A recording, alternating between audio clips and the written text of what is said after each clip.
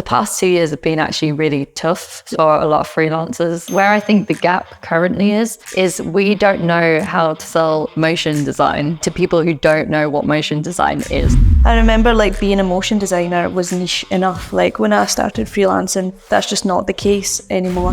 If you're like, I need work right now, the best way to get more work right now and quickly is to actually... If there are people in the audience here who are maybe thinking about going freelance or just starting out and want to get a job, what is some things that you can do right now to make that as successful as you can? I always think about laying the groundwork first, right? So often, even people who've been freelancing for a long time, I'll go onto their websites and then it won't say clearly how to contact them. And I'm like, that's insane. So if you think about it, if you're a working motion designer now or an animator, go to your website. Does it say somewhere, contact me really clearly? Because that's what you need to be doing. Think about it in this way, there's so many motion designers out there now. You just need to be making it easier for the producers, the clients to get your email and reach out and say, hey, I want to work with you. Yeah. So I just say it sounds really basic, but just get those groundwork things done. Have a good portfolio, have a decent looking website, make sure it's clear, your email, how to contact you, all of that kind of stuff. Go on LinkedIn, make a good profile.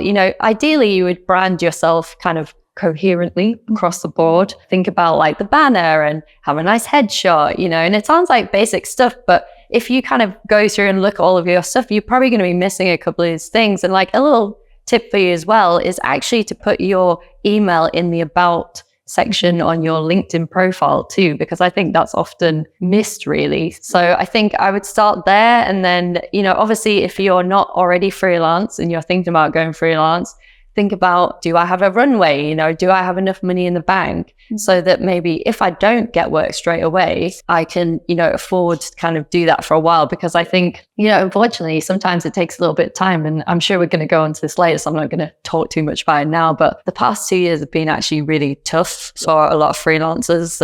I'm sure you're aware of that as well. So I think it's just making sure you have these key things in place before you do that. And then I think the last thing I would think about is, how can I use my existing network? And, you might think, well, I'm just starting out, I don't really have a network, but everyone knows people, right? And you might not even be in the industry, but think about, who do I know already who perhaps might know someone else who could hire me? Or how can I be more part of the community? Yeah. So I think if you're starting out, some of those kind of things are really good. You have a Motion Hatch YouTube as well, and you actually did a really interesting series on, you're reviewing people's portfolios.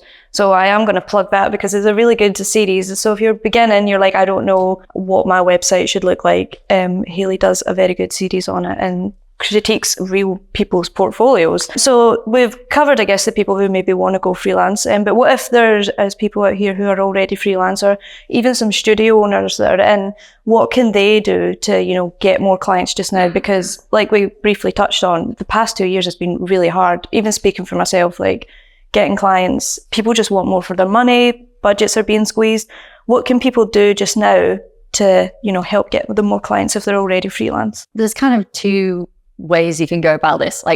If you're I need work right now, the best way to get more work right now and quickly is to actually go to the people that you've worked with already. There's probably people that you've forgotten about, right? So if we think about, using a CRM, a client relationship manager, something Folk or HubSpot or even a spreadsheet, but make sure it's structured enough so that okay, these are my past clients. These are the people that I've maybe had a conversation with, but I haven't actually worked with them yet. And then thinking about all of the people who maybe you want to work with. So you want to have all the past clients in there. And it sounds really obvious, but I meet people every day and I say, do you have a CRM? Is it structured? Are you actively pushing people through that? Mm-hmm. Every week I would maybe put an hour aside or something like that and say, on a Tuesday at 8 a.m, I'm going to go into my CRM and I'm going to contact these past clients that I haven't spoke to for 3 months. And just say, hey, and stay top of mind, thinking about those people and just making sure that you are keeping in touch with them. That's 101, right?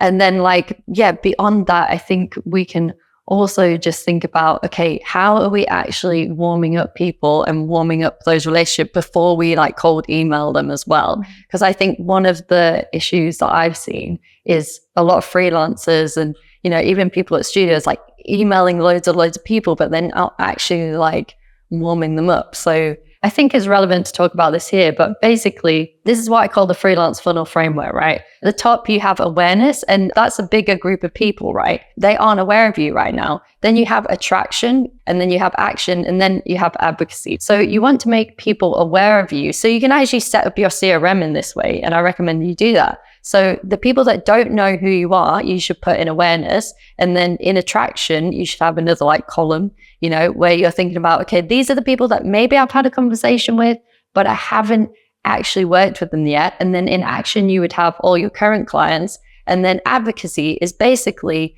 how can you turn your current clients or your past clients into advocates or fans of yours? So like one of the ways that I might do that is maybe sending them an email and saying, hey, do you know any other people who might need my motion design services, right? It sounds kind of basic, but people aren't doing this stuff. And I think if you're putting people into these columns in your CRM, it really helps you to kind of draw people through and warm them up and then really make advocates or fans of your work and get more testimonials and get more case studies, which then also helps you to attract more people, you know? So I think this is a really great way to do that. Yeah, absolutely. Obviously, like, you speak to freelancers and motion designers daily with your courses and stuff like that.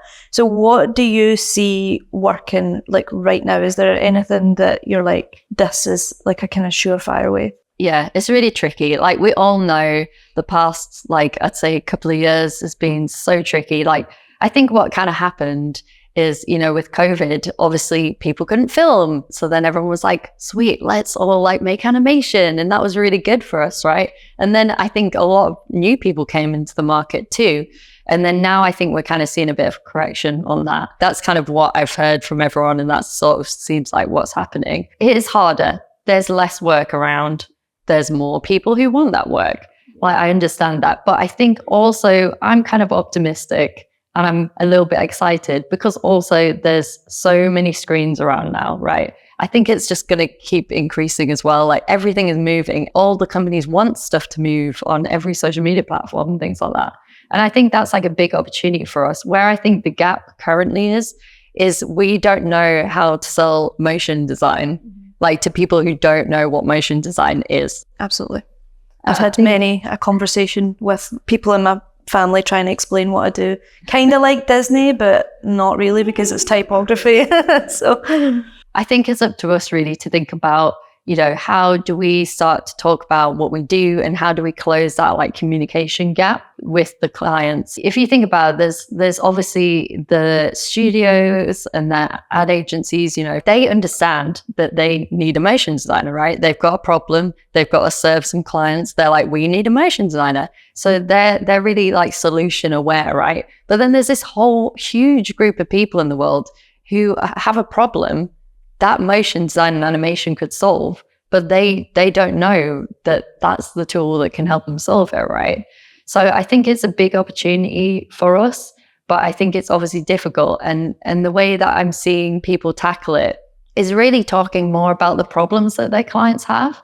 And I think we have to think about, if you want to do that, like being more niche, you know, and thinking about, okay, well, what problems does motion design solve? And how can I really be like the one person who like solves that particular thing for this particular type of client or something like that?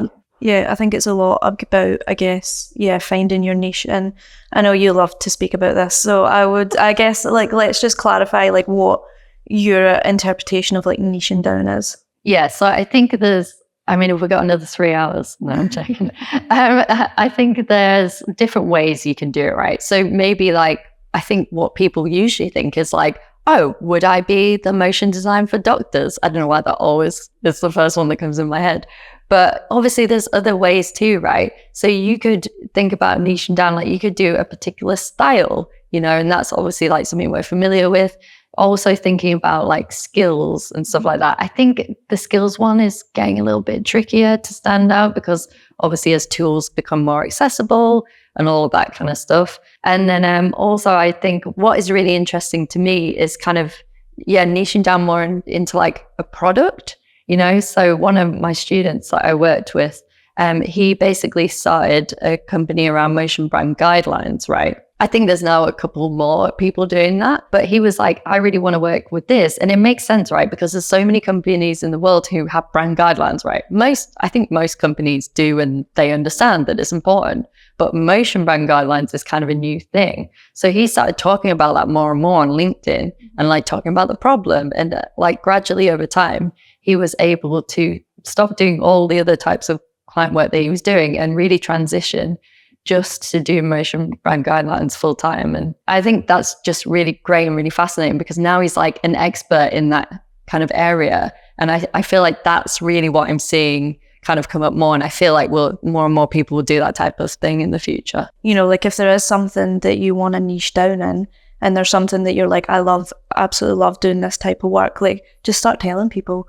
I remember like being a motion designer was niche enough. Like when I started freelancing, everybody was like, oh my God, like there's so little freelance motion designers. But as we've spoken about, like that's just not the case anymore. If you would like to get your hands on the free social media guide and the freelance funnel framework worksheet, then you should go to motionhatch.com/InMotion. Niching down is hard. So if you want to see how pro motion designers niche down, check out these videos. You'll find out how Kevin made $500K in his first year freelance and how Giuseppe niched down to work with his ideal clients.